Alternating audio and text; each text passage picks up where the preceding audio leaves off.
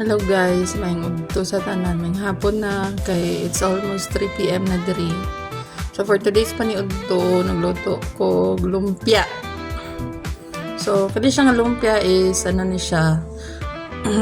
Nakuan ko din siya. Tawagan ni.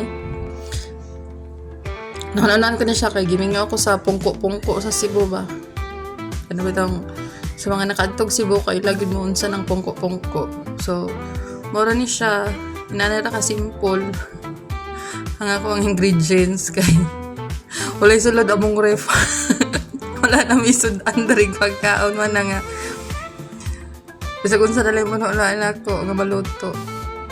So guys, extended ni siya sa ano.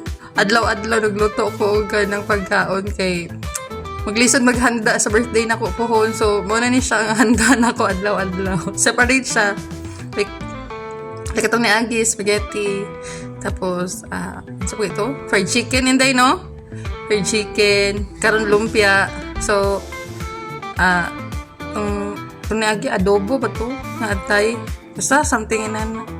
So, mo rin siya, tapos, dili kayo na ko siya i-prito o kanang medyo init ka ng medium lang siya, yung dili juga siya init ang mantika para dili siya masunog. So, ano niya siya guys, ang result. So, nom-nom na po. May udto sa tanan. So, next luto, nga pa chamba-chamba. Bye-bye!